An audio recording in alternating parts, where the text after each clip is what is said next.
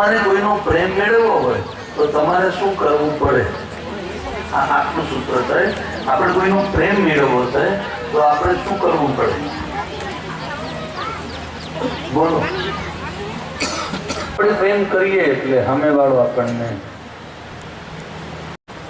કે મારે તમારે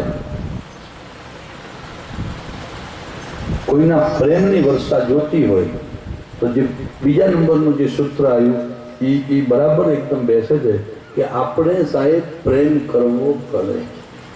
પ્રેમ કરવો પડે. અને મુકેશભાઈને ધન્યવાદ સાહેબ. મુકેશ પણ આજ કઈ નો દીકરો નથી સાહેબ.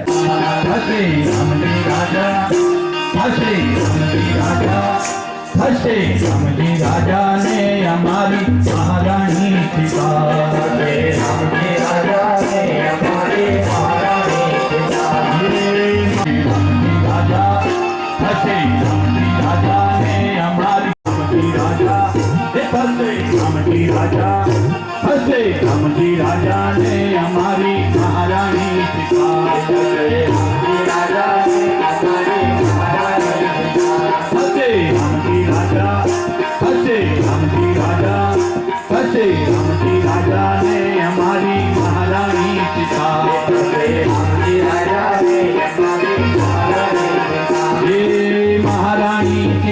અમારી મહારાણી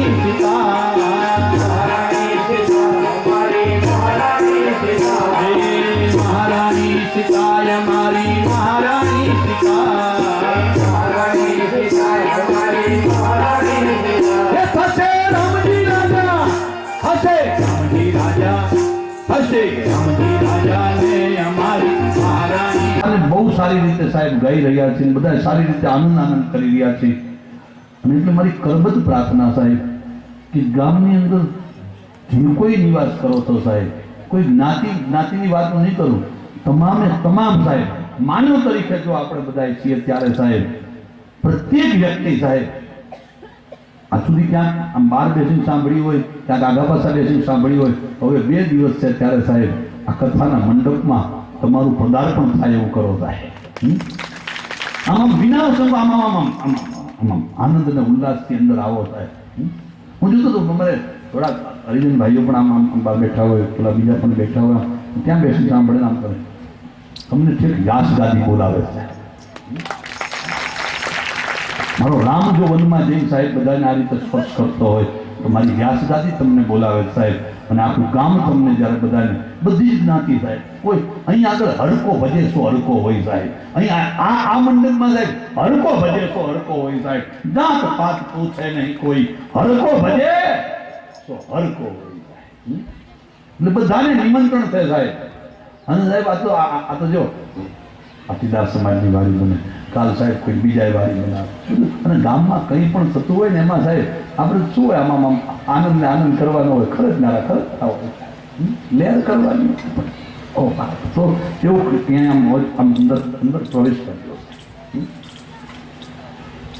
અવધનો આનંદ દેવતાઓને ગમ્યો નહીં. દેવતાઓએ શારદા અંબાની સ્તુતિ કરી, શારદા અંબા પ્રગટ થયા ત્યારે શારદા અંબાની સામે દેવતાઓ કહેવા લાગ્યા ગમે તે ભોગે આ અવધનો આનંદ લૂંટાઈ જાય એવું કરો, રામનો રાજ્યાભિષેક ના થવો જોઈએ, નહીતર અમારા કામ અટકી જશે. કેટલા સ્વાર્થી લોકો છે સાહેબ, કેટલા સ્વાર્થ. એક વાત તો કઈ વરદાન ના માગ્યા હોત ને સાહેબ તોય રામનો રાજ્યાભિષેક અટકી જાય, કારણ કે દેવતાઓનો વિશ્વાસ તૂટ્યો છે સાહેબ. ભગવાને એવું કીધું હતું આકાશવાણીમાં કે હે દેવતાઓ, તમારે સહેજ પણ ચિંતા કરવાની જરૂર નથી. હું તમારું કામ કરી દઈશ, તમારા દુઃખને દૂર કરી દઈશ. હવે તમને કોઈ એમ કે તમે ચિંતા ના કરશો, હું તમારું કામ કરી દઈશ, તો તમારે કમસે કમ સાહેબ વિશ્વાસ તો રાખવો પડે ને, પ્રતીક્ષા તો કરવી પડે ને સાહેબ. તમારે એને પૂછવાની ક્યાં જરૂર છે તું કેવી રીતે ભગવાન ગાદી ઉપર બેસીને રાવણને નહીં મારી શકે? પણ દેવતાઓનો વિશ્વાસ લગ્યો સાહેબ. શારદા અંબાને બોલાયા. શારદા અંબાએ કીધું કે તમને બીજાનો આનંદ જ ગમતો નથી, ઉચ્ચ નિવાસ નીચી કરતું હતી, આટલે ઊંચે નિવાસ કરો છો, વિચારો આટલા હલકટ.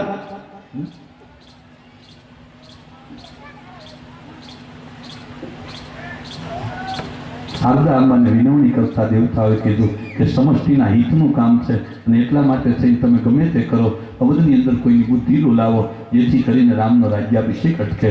શારદા અંબા સમષ્ટિના હિતને લઈ અને અવધના આકાશ મંડળમાં જ્યાં પધારે ત્યાં વિચાર કરે કોની બુદ્ધિ ડોલાવો, અને એ જ સમયે શારદા અંબાની નજરે મંથરા પડી જાય.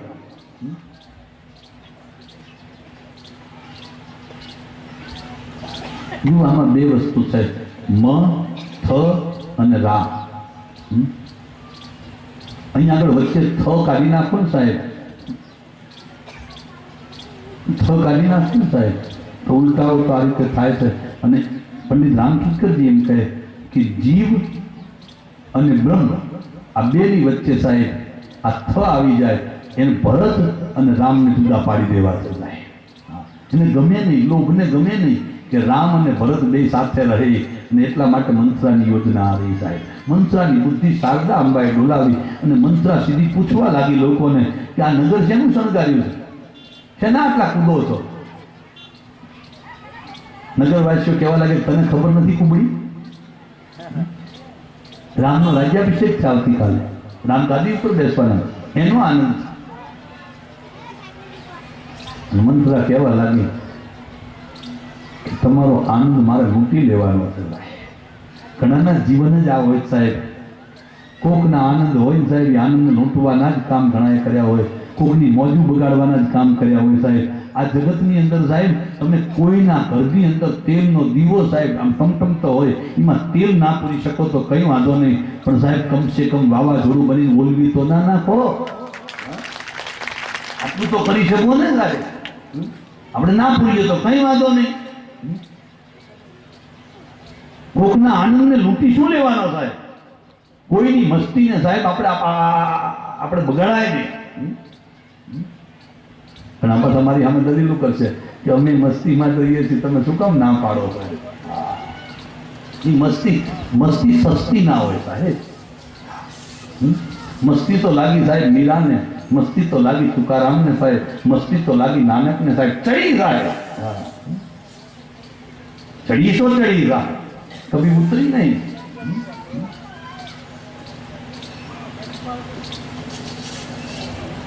અને મંથરાએ નક્કી કર્યું હું આનંદ લૂંટી લઈશ. અને મંથરાએ જોયું સીધું ક્યાં જવું, કઈ દેખાણી એમ. કઈની પાસે મંથરા પહોંચી. મારે તમને એ કહેવું છે, વધારે મંથરાની મારે ચર્ચા નથી કરવી, કારણ કે મંથરાના ગુણો આપણે લાવવા જ નથી જીવનમાં, પછી મંથરાના ગુણોની ચર્ચા શું કરવા કરવી? પણ મંથરા મરી નથી રામાયણમાં, આ સમજાણું? મંથરા મરી નથી, મંથરા જીવે છે, અને એટલે એ તમારા ઘરમાં આવી શકે. ઘણી વાર નથી આમાં આવી જાય. આ મંથરા આવી કઈની પાસે અને રોવા માંડી સાહેબ. નારી ચરિત કરી ધારઈ આંસુ, આમ રડતા રડતા કેવા લાગ્યું. આ કરીને મંથરા હોય, મારો શું કામ કર્યું તમને કેવું, તો શું કરવા આવીશું પણ તારે મારે અને ઘણી જણોને આવી ટેવ હોય, કઈ હવે મારે અડધું મૂકી રાખે એટલે બેનનો એક સ્વભાવ હોય સાહેબ, એ અડધું અમને ઊંઘ જ ના આવે કે કહી દે મને ઊંઘ નહીં આવે. પછી શું કરે? મંથરાએ આમ કઈની સામે આવીને કીધું, અને કઈકીએ કીધું તને કોને મારી? લખને મારી. ત્યારે મંથરા બોલી મને કોઈ શું કરવા મારે, પણ આ તો તમારા પિતાશ્રીએ મને તમારી સાથે મોકલેલી, એટલે મારે તમારું ધ્યાન રાખવું પડે. તમને ખબર નથી તમારું ભોળપણ છે. બોલે શું થયું? બોલે આ જગતની અંદર બે જણાનું જ મને કલ્યાણ દેખાય છે, હિત દેખાય છે. બોલે કોનું? એક કૌશલ્યાનું, એક રામનું. બોલે પણ શું થયું એ તો બોલ. બોલે રામકાલ ગાદી ઉપર બેસ આ ગાદી ઉપર બેસે તો શબ્દ કઈ કઈ સાંભળ્યો ને ત્યાં કઈ કઈ બોલી ગઈ કે હે મંથરા, તું કેવી વાત જો કાલે સાચી પડે તો તું માંગે આપું. કઈ કઈને આટલો રામ તરફનો પ્રેમ છે. મારી માં કઈ કઈ કોઈ સામાન્ય નથી.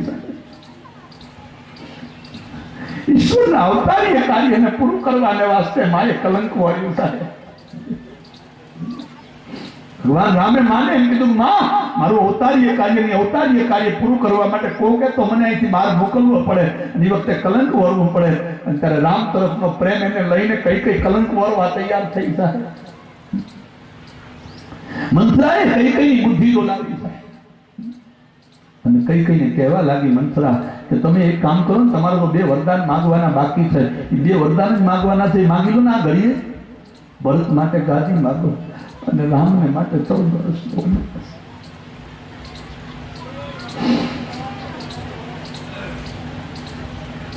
પાછું એને શીખવાડ્યું કે તમે કોઈ ભુવનમાં જતા રહો, દશરથજી મહારાજ આવે ત્યારે સત્યના સોગંદ ખવડાવજો, રામ સોગંદ ખવડાયા પછી માગણી કરજો, નહીતર કદાચ ફરી પણ જાય. કઈ કઈ કોઈ ભુવનમાં ગયા છે, સુહાગના ચિહ્નો દૂર કર્યા જાય, માટેલા કપડા. જો બા દુનિયા એમ કહે કઈ કઈ શું કર્યું શકે, બરાબર ધ્યાનમાં લેજો. મારો ઈશ્વર ધરતી પર પછી સૂતો છે, મારી માં કઈ કઈ પહેલા ધરતી પર સુઈ ગઈ હતા. એને ભોગ તોડી દીધા હતા, એને શ્રીંગાર તોડી દીધા. આટલી બહારનારી છે કઈ કઈ કે મારા રાજાઓને વનમાં જશે ધરતી પર સૂવું પડશે, તો મારાથી પલંગ ઉપર ના સુવાય સાહેબ. અને એટલે સૌથી પહેલા આવડમાં કોઈ ધરતી પર પડી હોય તો મારી માં કઈ કઈ પડી જાય, ધરતી પર પડી જાય. સુહાગના ચિહ્ન બધા છોડી દીધા. ઈશ્વર વગર શું શ્રીંગાર કરવાના?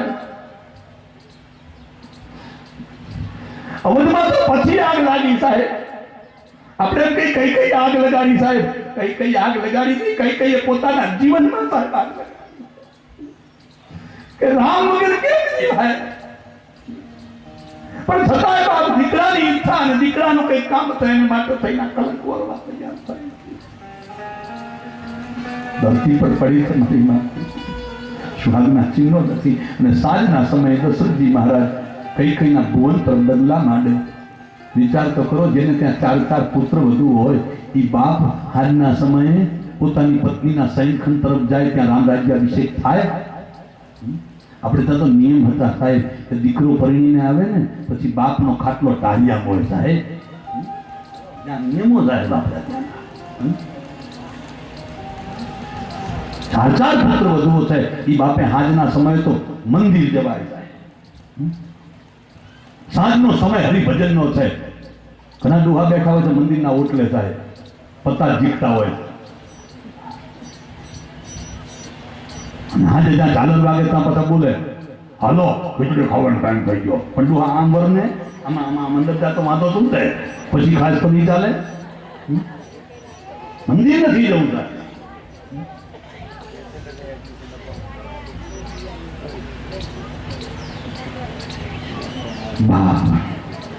દશરથજી મહારાજ ઘણા એમ કે દશરથજી મહારાજે કઈ કઈને કીધું કેમ નહીં, એની પાછળનું કારણ છે સાહેબ, કઈ કઈ એ દશરથજી મહારાજની પ્રિય રાણી છે. અને રામ સૌથી વધારે પ્રિય જો કોઈને હોય તો કઈ કઈ કઈની ઈચ્છા હતી કે રામ ગાદી પર બેસે સાહેબ. ભરતને મોસાળ મોકલવા પાછળનું કારણ પણ કઈ કઈ છે સાહેબ.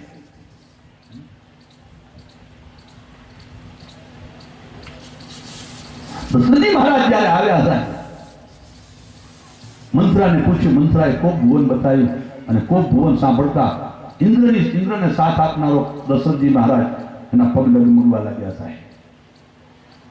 પણ નથી જાણ કરી એની પાછળનું કારણ સરપ્રાઈઝ આપવા માંગતા હતા સાહેબ. આપણે ઘણી વાર કહેતા કે એમને ના કહેશો, છેલ્લે સરપ્રાઈઝ આપીશું સાહેબ. એ સરપ્રાઈઝની વાત થાય.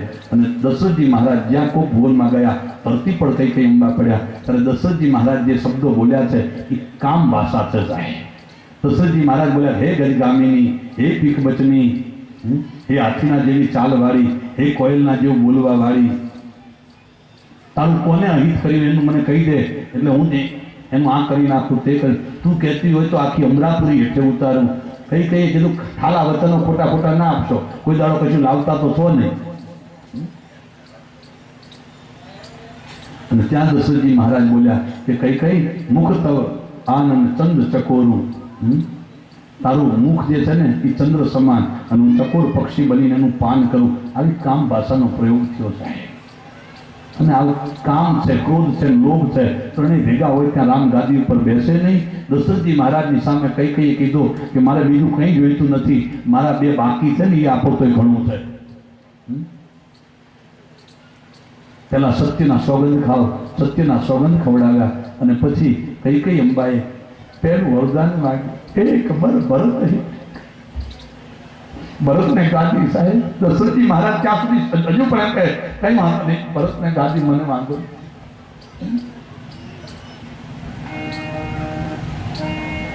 બીજું વરદાન કઈ માગ્યું, જેને મને તમને 14 વર્ષ માટે રામનો વિરહ કરાયો છે. 14 વર્ષ રામ.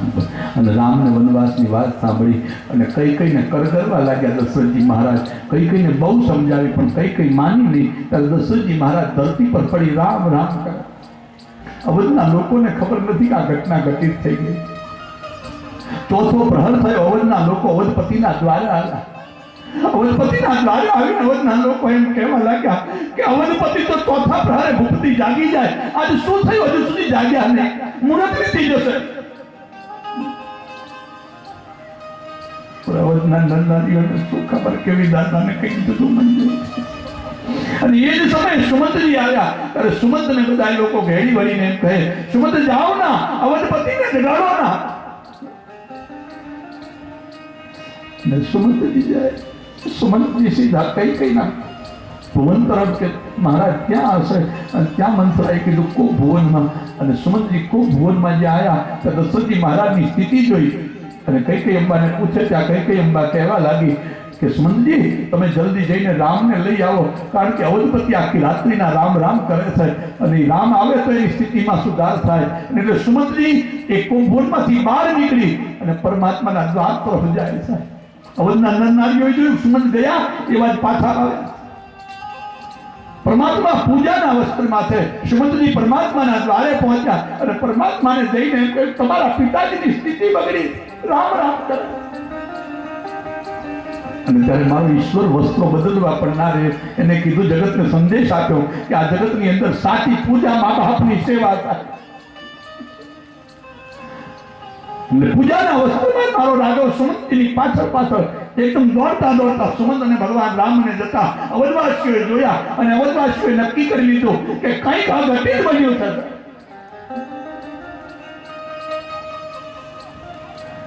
પરમાત્મા ખૂબ ભુવને આવે. પિતાજીની સ્થિતિ જોઈ અને કઈ અંબાને પૂછ્યું કે માં, મારા પિતાની આ સ્થિતિનું કારણ શું? અને ત્યારે કઈ અંબા બોલી કે રામ, તમારા પિતાને વચનો પ્રિય છે, તમને કહી શકતા નથી. મેં 2 વરદાન માંગ્યા છે, એમાં એક ભરતને ગાદી અને બીજા વરદાનમાં તમને વનવાસ. ભગવાન રામે હસતા કહ્યું, માં તે તો મારા અંતરની વાત કહી દીધી. હું આવું ઈચ્છતો હતો મારો ભાઈ ભરત ગાદી ઉપર બેસે. આપણી જે પરંપરા હતી, પરંપરા મને માનવી નહોતી કે મોટો હોય ગાદી ઉપર બેસે. માં મોટો હોય તો ક્યારેક ખોટો પણ હોઈ શકે, એટલે વયથી ગાદી ના મળવી જોઈએ, એની શ્રેષ્ઠતા જોઈને એને ગાદી મળવી જોઈએ. વયથી મોટો હોય તેને જેઠ કહેવાય, બાકી શ્રેષ્ઠ તો જેના ગુણો હોય એને શ્રેષ્ઠ કહેવાય. માટે તો મારા અંતરની વાત કરી, આટલી નાની વાત. અને કઈ બોલી તો ઉતાવળ કરો, વનમાં જવાની તૈયારીઓ કરો. અને મારો ઈશ્વર આમ હરખાતો સાહેબ એ ખૂબ ભુવનમાંથી બહાર નીકળ્યો. પણ બહાર નીકળતા એના પગ સાહેબ આમ ધ્રુજવા લાગ્યા કે આખા જગતને હું સમજાઈ શકીશ, પણ મારી માં કૌશલ્યાને કેમ સમજાવ? હું થઈ ગયો ઈશ્વર કે જે માયા સાહેબ આ મરમાના આમ ગાતી ફરતી હોય કે કાલ મારો દીકરો ગાદી ઉપર બેસો, ઈ માને કેમ સમજાવું? એની પાસે સૂરજ વાત કરે, બીજા બધાને તો સમજાય જાય, માને કેમ સમજાવે? પરમાત્મા કૌશલ્યા અંબાના ભવન. કૌશલ્યા અંબા ઉઠીને માં એમ બોલી કે બેટા રાઘવ હજુ તમે તૈયાર નથી આપણે વસીમ નામજી આવશે મુહૂર્ત વીતી જશે આ માને શું ખબર કે મુહૂર્ત તો વીતી ગયું છે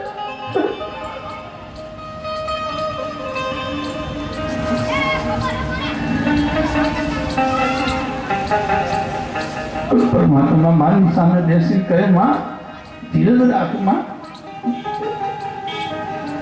બોલે ધીરજ છે ને ધીરજ બા તો તૈયાર થઈ જાય બાપ તૈયાર થઈ જાય અને પરમાત્માએ કીધું માં મારે તને પૂછવું છે આપણું અવધનું રાજ આમ નાનું છે કે મોટું બોલે બહુ મોટું તો માં થોડોક ફેરફાર થયો વિચાર તો કરો આટલા મોટા ફેરફારને મારો ઈશ્વર એમ કહે કે થોડોક ફેરફાર થયો છે કે માં આપણે અવધની ગાદી છે ને એ માં ભરતને અપાણી છે અને વનનું રાજ મને અપાણમાં મારા કેટલા મોટા ભાગ મને ઋષિ મુનિઓના દર્શન થશે હું સાધુ સંતોની સેવાનો મને મોકો મળશે માં મને વનનું રાજ મળ્યું માં કહેવા લાગી મને સમજાવે તો પણ એ બેટા મારે તને પૂછવું છે કે આ ફેરફાર કર્યો છે મારા પિતાએ મને આ વનનું રાજ આપ્યું અને માં ઊભી થઈ તારા પિતાની પાસે હું જાઉં અને એને પૂછીશ કે મારા રામનો એવો કયો અપરાધ છે અને ત્યાં ઈશ્વર બોલ્યો કે માં મારા પિતાએ એકલાએ નહીં મારી માએ પણ મને વન જવાનું કીધું છે અને ત્યારે કૌશલ્યાબાઈ એક પણ શબ્દ ના બોલી માં એટલું જ બોલી કે તારા માત પિતા બંને જો રાઘવ તને કીધું એ વનમાં જવાનું તો જા બહા તને કાનન 100 વન સમાન સુખ આપે પણ મારી બે હાથ જોડીને એક વિનંતી છે રાઘવ કે જાનકીને મૂકીને જાતા એટલે તને ખબર નહીં પણ દશરથજી મહારાજ જનકપુરથી વિદાય લેતા હતા જનક મહારાજને કોલ આપીને આવ્યા અને રાત્રિના સમયે તારા પિતાએ અમારી સામે કીધું હતું કે હું જે વચન આપીને આવ્યો છું જે કોલ આપીને આવ્યો છું એને જાળવવાની જવાબદારી તમારી છે અને એટલે બેટા કહું છું કે આ જનકની દીકરી જાનકી ધરતી ઉપર પગ નથી મૂક્યો અને એટલે જંગલના દુઃખોને સહન ના કરી શકે કમ સે કમ જાનકીને મૂકીને જાવા પરમાત્મા જાનકી અંબાને સમજાવે કે તમે અહીંયા આગળ રહી જાઓ ત્યારે જાનકી અંબાએ કીધું રાઘવ તમે મને કહેશો એટલે હું કંઈક એમ નહીં કહું મારે આવવું જ છે અટપણ નહીં કરું પણ રાઘવ આવતીકાલની આવી સન્નારી એવું નહીં કે સુખ હતું ત્યાં સુધી જાનકી રામની સાથે રહ્યા અને દુઃખના સમયમાં સાથ છોડી દીધો અને કદાચ મને કહેતો વાંધો નથી પણ મારી વાત લઈ લઈને આવતીકાલની આજે સન્નારી આવું આચરણ કરે તો અને રાઘવ છતાંય તમે કહેશો તો હું રોકાઈ જવા તૈયાર પણ તમને જો એમ લાગતું હોય કે તમારી જાનકી 14 વર્ષ તમારા વગર જીવી શકશે તો મને કહો પરમાત્માએ જાનકી અંબાની સાથે લીધા ત્યાં લખન આવ્યો સાહેબ લખન તો નિર્ણય સંભળાવી દીધો મારે તમારી સાથે આવવાનું કોઈ વાત નથી મારે સાંભળવી નથી મારી માએ મને શીખ્યું છે મારા માત પિતા રામ અને કહી દે તું જો પિતાના વચનને ખાતર વનમાં જતો હોય તો મારો બાપ તો તું છે એટલે મારે તારી સેવામાં આવવું જ પડે ઈશ્વરે લખનને એમ કહ્યું બાપ છતાં તું સુમિત્રાજીની રજા લઈ આવ અને સુમિત્રાની પાસે ગયા કઈ કઈ વિશે થોડું બોલ્યા લખનલાલજી ત્યાં સુમિત્રા અંબાએ કીધું બેટા કોઈને દોષ ના દેવાય આવો ક્રોધ ના કરાય સેવા કરવા જાય એટલે બેટા તું સેવા કરવા જા 14 વર્ષ માટે તું જાય છે હું બહુ રાજી થઈ આજે મને મારી કૂખ ઉજળી હોય એવું લાગે છે આજે હું તને ભાગી થઈ આવો દીકરો મને પ્રાપ્ત થયો રામની સેવામાં જાય જનની જણ તો ભક્ત જણ કા ધાતા કા સુર નહીતર રહેજે વાજણી મત ગુમાવી આ જન ભાગી છે બાપ પણ બેટા એક વાત કહું સ્વપ્નમાં ક્યારે આવા દોષ ના આવે જોઈએ અને ત્યારે લખને સાહેબ માં સુમિત્રાની સામે ઘોષણા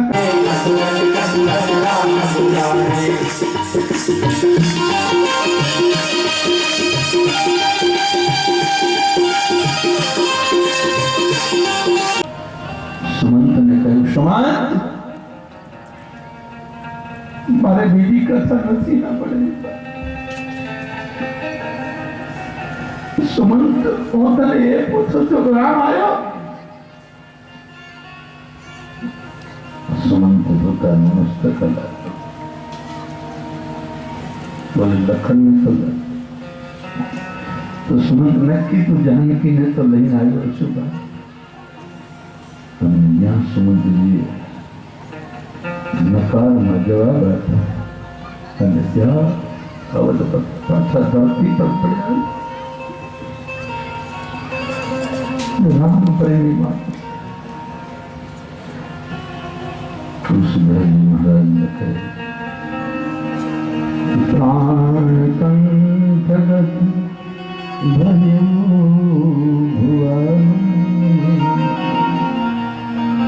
અવધપતિના પ્રાણ કંઠ સુધી આવી ગયા.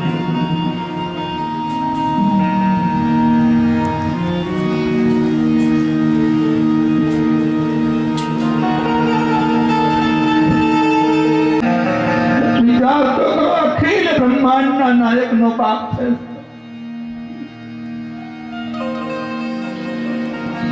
જેને ચાર દીકરાઓ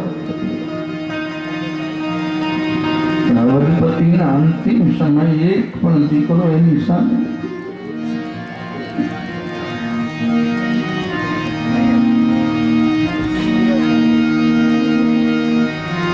અવધપતિએ કૌશલ્ય અંબાને કહ્યું, હે કૌશલ્ય, છેલ્લી વેળામાં અગામના છેલ્લી વેળાના રામ રામ, છેલ્લી વેળાના રામ રામ. હાથ ઊંચો કર્યો અને અવધપતિ બોલે, રામ રામ કહી રામ કહી રામ રામ કહી રામ. હે કૌશલ્ય, છેલ્લી વેળાના રામ રામ. હે સુમિત્રે, છેલ્લી વેળાના જાજા કરીને રામ રામ. હે સમંત, છેલ્લી વેળાના રામ રામ. છ વાર રામ બોલતા અવધપતિએ પોતાના પ્રાણ છોડ્યા. વશિષ્ઠ દાસજી પધાર્યા. વશિષ્ઠ દાસજીની આંખમાં આંસુનો ધોધ રહ્યો. ઋષિ મુનિઓ પધાર્યા. આખી અવધ સાહેબ અવધપતિના હરિહરમાં સૌની આંખમાં અશ્રુ થાય. બહાર મારું તમારું જીવન સાર્થક ત્યારે જ્યારે આપણા મૃત્યુ પછી આપણા પરિવારના લોકો, આપણા કુટુંબીજનો તો રડે સાહેબ, એને આપણી સાથે ક્યાંક ને ક્યાંક કંઈક લેવા દેવા હોય. પણ સાહેબ, મારા મૃત્યુ પછી કોઈ સાધુની આંખમાંથી આંસુ પડે ત્યારે સમજો બરાબર જીવ આવ્યો છે. આજે અવધપતિના અંતિમ સમયે વશિષ્ઠ બાપજીની આંખમાં અશ્રુ થાય. દેશના ઋષિઓની આંખમાં અશ્રુ થાય. સંતોની આંખો ભીંજાઈ છે. વશિષ્ઠ બાપજીએ તેલની નાવ મંગાવી દશરથજી મહારાજનું પંચમહાભૂતનું ખોલ્યું. તેલની નાવમાં રાખી દીધું છે અને દૂતોને બોલાવીને કહ્યું કે મોસાળમાં ભરતને જઈને સમાચાર આપો. ગુરુદેવ બોલાવે છે. ખાસ ધ્યાનમાં રાખજો કે ભરતની પાસે અવધમાં બનેલી કોઈ ઘટનાની જાણ ભરતને કરશો નહીં.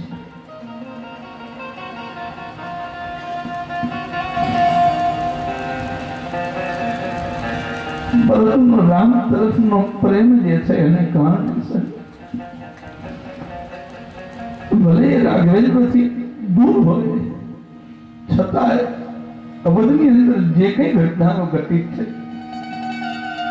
એ ઘટનાઓનો પૂર્વાભાસ ભરતને મોસાળમાં થઈ ગયો છે. અને તમે જેને તમારું નજીકનું કોઈ સ્નેહી હોય, તમે જેને દિલથી ચાહતા હોય સાહેબ, ત્યારે એના જીવનમાં કંઈક ઘટના ઘટતી થતી હોય ને ત્યારે તમને પણ આમાં કંઈક થતું હોય સાહેબ કે મને પણ 2 દિવસથી ચેન નહોતું પડતું સાહેબ. એ ભરતને આ જ્યારથી અવધમાં અનર્થો શરૂ થયા ત્યારથી ભરતની સ્થિતિ પણ બહુ સારામાં સાહેબ એવી છે. અને એટલે ભરત શાંતિને અર્થે થઈને નિત્ય ભગવાન શિવના અભિષેકમાં લાગ્યા છે. અને ભગવાન શિવની પાસે ભરતની એક જ યાચના રહી કે મારો રાઘવેન્દ્ર કુશળ રહે.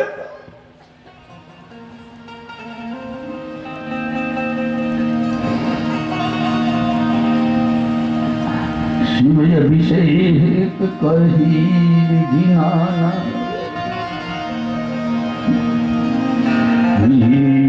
પ્રજવાઈ દેહી બહુદાના માંગહી કુશલ મહેશ મનાઈ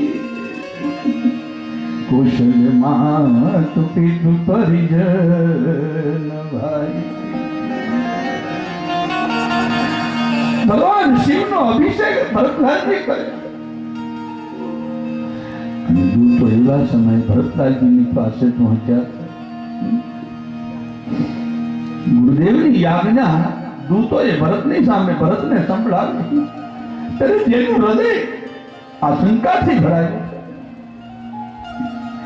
એવા ભરતલાલજી અને શત્રુઘ્નજીએ એક ક્ષણનો વિલંબ કર્યા વગર અયોધ્યા તરફ પ્રસ્થાન કર્યું છે. ભાઈ વેગથી મારુતે ઘોડે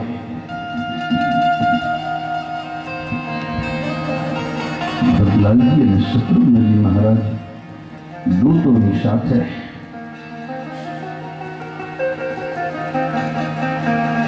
અવધના પાદરમાં આવ્યા છે.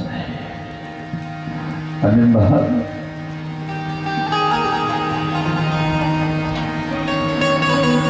અયોધ્યાની જે દશા જોઈએ ને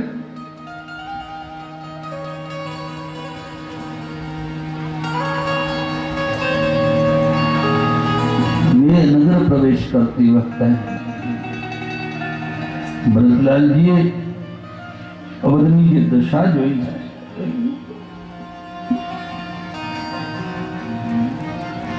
અવધ આ એટલી બધી ભયાવની લાગે છે, એટલી બધી ભયંકર લાગે છે. ચારે બાજુ મલિનતા,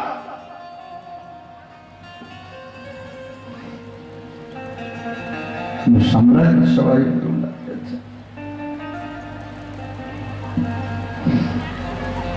અવધના બધા જ માર્ગો, અવધની બધી જ ગલીઓ બધે અસ્તવ્યસ્ત થયું હોય એવું લાગે છે.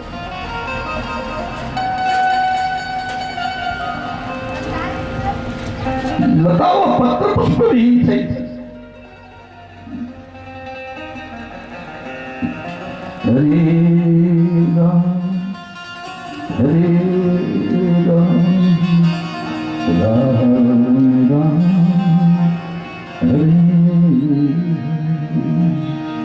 હરે કૃષ્ણ હરે કૃષ્ણ કૃષ્ણ કૃષ્ણ હરે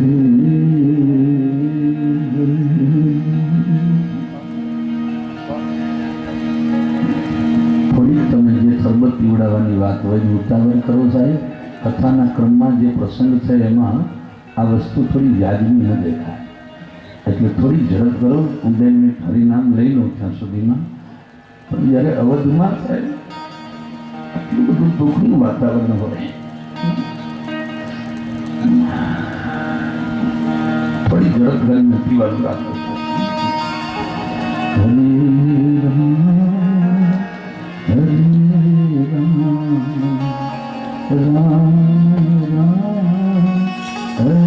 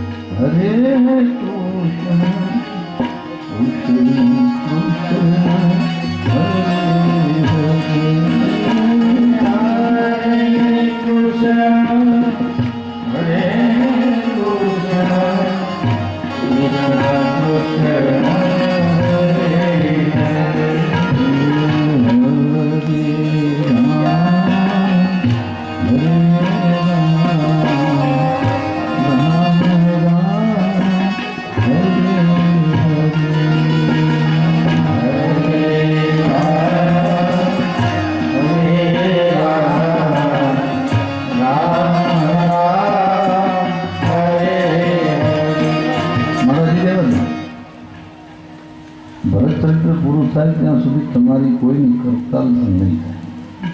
હરે રામ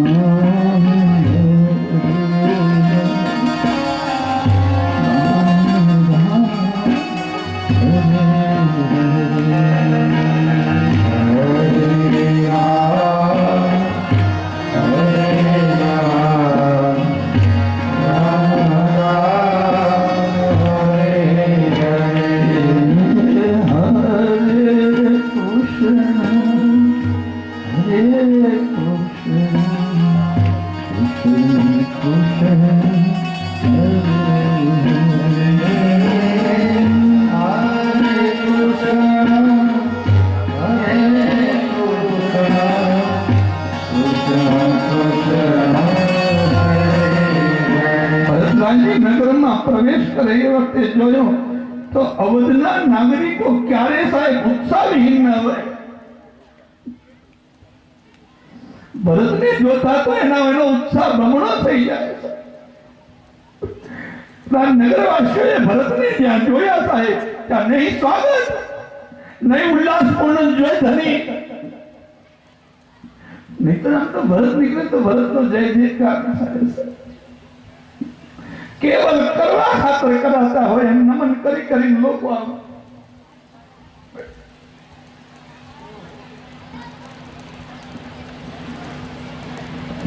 ભરતજી પૂછવાનો વિચાર કરે પણ આનું કારણ પૂછવામાં એને સંકોચ થવા લાગે.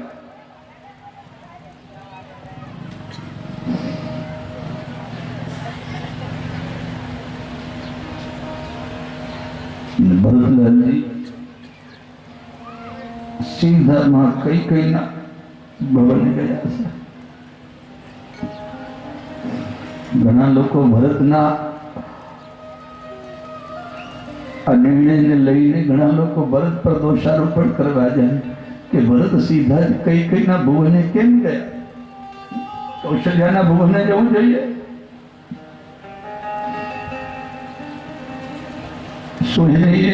વિશ્વમાતા હતા એટલા માટે કઈકઈના ભુવને ગયા. શેને કારણે કઈકઈના ભુવને ગયા? ભરત કઈકઈના ભુવને જે ગયા છે એની પાછળનું કારણ એ છે કે કઈકઈના ભુવને દશરથજી મહારાજ હોય છે. કૌશલ્યાંબા પણ ત્યાં હોય અને ભગવાન રામને એક ક્ષણ માટે પણ કઈ પોતાનાથી દૂર કરવા નહોતી માંગતી સાહેબ. એટલે ભગવાન રામ પણ વધારેમાં વધારે સમય કઈ અંબાની પાસે હોય. રામાયણમાં સ્પષ્ટ રૂપમાં ચોપાઈ લખાય છે, કહો કહા તાત કહા સબ માતા. જ્યારે કઈ ના ભુવને ભરતલાલજી પહોંચ્યા અને જ્યારે કઈ સામે આવી ત્યારે ભરતે પહેલો પ્રશ્ન એ કર્યો આમ જોતા સાથે કે માં બીજી માતાઓ ક્યાં? મારા પિતાજી ક્યાં? આના ઉપરથી પ્રમાણ મળે છે કે એ સમયે બધા કઈ અંબાના ભુવને અને એટલે ભરતને એમ થયું કે માં કઈ ના ભુવને હું જાઉં તો બધાની મને મુલાકાત થઈ જાય છે. વિશ્વમાતા છે એટલા માટે ત્યાં નથી ગયા. કહે છે રામ લખન પ્રિય ભ્રાતા. રામ ક્યાં? જાનકી અંબા ક્યાં? લખન ક્યાં? ભરતની વેદના જોવો. માતાના ભવને આવતા એનો પહેલો પ્રશ્ન એ છે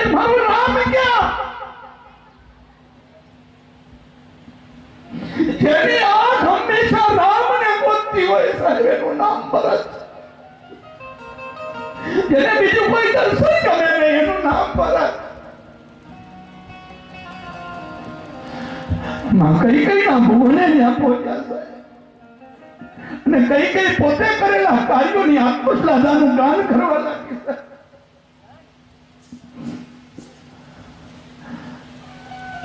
પછી કહેવા લાગી કે બાપને બધું સરખું કરી હાથમાં ટકલ સવાર.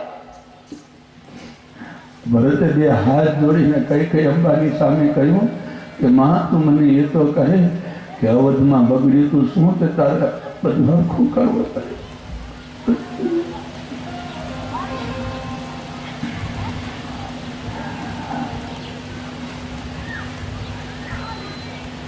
કલ્કી દ્વારા મહારાજ દશરથજીના મૃત્યુના સમાચાર સાહેબ ભરતરાજીને પ્રાપ્ત થયા. ભરતનો હૃદય પીડાથી ભરાય. ભરતલાલજી પિતાના મૃત્યુની વાત સાંભળી રુદન કરવા લાગ્યા. પછી ભરતે કઈ કઈને પૂછ્યું કે માં મારા પિતાજીના મૃત્યુનું કારણ શું એ તો મને તું કહે.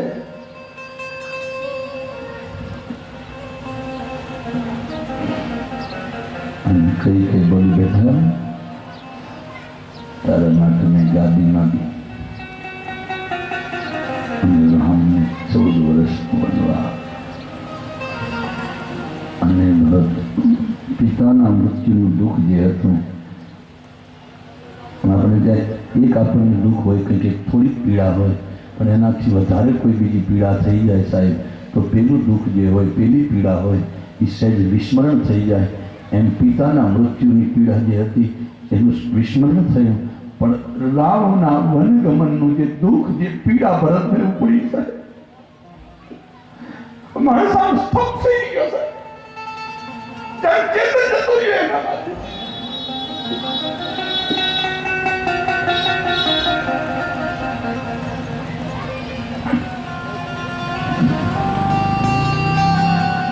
માને ફરી પ્રશ્ન કર્યો આ હું જે કંઈ સાંભળું છું એ સાચું છે સાચ છે.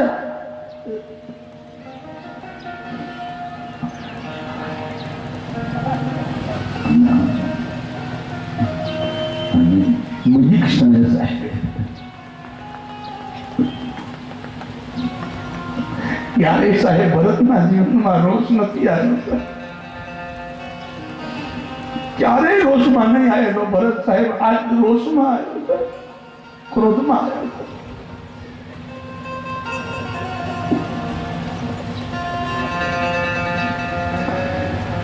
રોષમાં આવીને માને ફટકાર કરતો હોય એવા શબ્દ ભરતલાલજી બોલ્યા. આમ જોઈએ ને તો સાહેબ ભરતના સ્વભાવથી બિલકુલ પ્રતિકૂળ છે. ભરતને ક્યારેય સાહેબ કોઈના પ્રત્યે રોષ નથી આવ્યો. આનું નામ જ ભરત. કોઈના પ્રત્યે એને રોષ નહીં સાહેબ. કોઈના તરફ એને સાહેબ રાગ કે દ્વેષ એકમાત્ર એનો રાગ ભગવાનના ચરણમાં.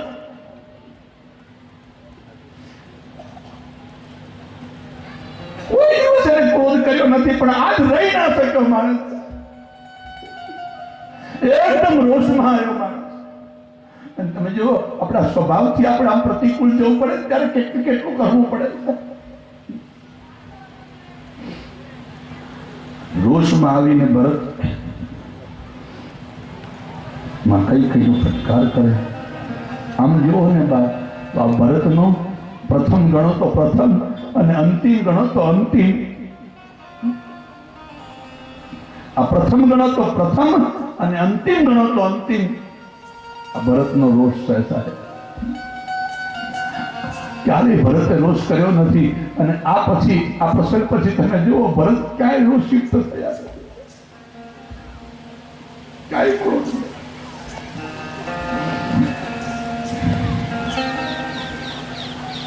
અને ભરતલાલજી આત્મગ્લાનિથી ભરાયા છે. અને પછી જે વાણીનો પ્રયોગ છે તુલસી લખે કઈ અંબાની સામે ભરત બોલ્યા, ધીરજ ધરી ભરી લેહી ઉષાસન, પાપી સબહી બાતી કુલનાશ, જો બે કુરુચિ રહિયતિ તોહી, જન્મત કાહે ન મારે મોહી, તેર કાટી તે પાલે ઉષીચા, નીન દિયત નિત બારી ઉલીચા. હે કઈ કઈ તે જન્મતા વેત મને મારી કેમ નાખ્યો નહીં? અને તે કામ કેવું કર્યું છે? તે મૂળને ઉખેડી નાખી અને પાંદડાઓને ડાળોને સિંચવાનું કામ કર્યું છે. અને પછી ભરત આગળ બોલ્યા છે, અંશ અંશ દશરથ જન રામ લખન સે ભાઈ, જનની તું જનની ભઈ વિભીષણ કશુન બસાઈ. રામ જય રામ જય રામ, રામ જય રામ જય રામ. અંશ અંશ દશરથ જન કો લખન સે ભાઈ, રામ જય રામ જય રામ, રામ જય રામ જય રામ. જનની તું જનની ભઈ વિભીષણ કશુન બસાઈ. રામ જય રામ જય રામ, રામ જય રામ જય રામ. વિધાતાની પાસે આપણું નહીં ચાલે નહીં. તું મારી જનની રહી એટલે હું તને વિશેષ શું કામ હતા? કોઈ માને સાહેબ પોતાના ધર્મપરાયણ પુત્ર તરફથી આનાથી અધિક કઠોર શબ્દો સાંભળવાનો અવસર્યો કોઈ માને નહીં આવ્યો. ભરતલાલજી બોલવા લાગ્યા કે કમસે કમ તારે મને પૂછવું તો હતું.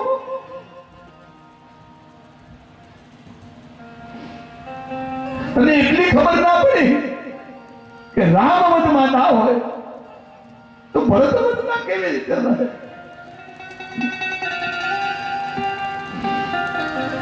તું મારી જનેતા છે એટલે વિશેષ તને હું શું કહું?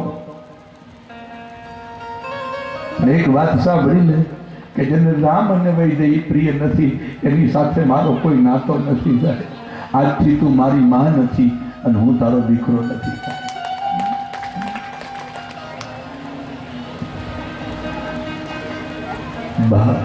ઘણા લોકો એમ કહે કે ભરત તો ધર્મપરાયણ જીવન જીવવા વાળા, ભરતે તો આ શબ્દો ના બોલવા જોઈએ. ભરતે તો હંમેશા એના કર્તવ્યનું પાલન કરવું જોઈએ. માને છોડીને એને ધર્મનું ક્યાં પાલન કર્યું? તો બરાબર સાંભળજો સાહેબ, જ્યારે વ્યક્તિ ધર્મની સામે વિરાટ ધર્મની ચર્ચા હોય ત્યારે વ્યક્તિ ધર્મ ગૌણ થઈ જાય. આજે માનો ત્યાગ ભરતલાલજી કેમ કરી રહ્યા છે? કારણ કે વિરાટ તત્વની સાથેની ઓળખાણ કરવા માટે થઈને પરસ્પરનો જે સંબંધ, આપણા કર્તવ્યો જે છે એ કર્તવ્યોની અંદર જ્યારે વિરાટની વાત આવે ત્યારે વ્યક્તિનો ત્યાગ આપણે કરવો પડે. જેમ કે આપણે શરીર સાચવવા માટે થઈ અને કોઈ અંગને કાપવું પડે તો એને કાપતા વાર ના કરાય સાહેબ. ઘણા કે નહીં હવે હાથ ન કપાય ન કપાય એમ ન ચાલે સાહેબ. હાથ ન કાપીએ તો આખું શરીર જાય એમ હોય. અને એટલા માટે ભરતે નક્કી કર્યું કે રામને માટે થઈને વિરાટની જેને અવગણના કરી છે, અનાદર કર્યો છે, એની સાથે મારો કોઈ સંબંધ ના થાય. કઈ અંબાની સાથે ભરતે પોતાનો સંબંધ છોડ્યો સાહેબ. જા કે પ્રિય ન રામ વૈદે, જેને રામ અને સીતા પ્રિય નથી એની સાથે મારે કોઈ લેવા દેવા નથી. અને આમાં શબ્દ એક લખાયો છે રાજકુમાર શબ્દ સાહેબ. એનો અર્થ એ થાય કે અયોધ્યાના રાજકુમાર પ્રદત્ત આ કઈકઈને દંડ હતો સાહેબ. બીજા નંબરમાં કહેવું હોય તો સાહેબ કે ભગવાનનું વનગમન જે થયું છે એ ભરતના પ્રેમામૃતનું દાન જગતને આપવા માટે થઈ ભગવાનનું વનગમન છે. અને કોઈ પણ અમૃત મંથનની કથા હોય ત્યારે પહેલા હલાહલ વિષ નીકળે છે. અને હલાહલ વિષનું પાન કોણ કરે છે? મારી માં કઈ કઈ કોઈ સામાન્ય નથી, મારી માં કઈ કઈ અવધમાં મહાદેવ છે સાહેબ. આ હાલ ઝેર જે કઈ નીકળ્યું સાહેબ, જગતને પ્રેમામૃતનું દાન કરાવવાને વાસ્તે મારી માં કઈ કઈ સાહેબ આ ઝેરનું પાન કર્યું.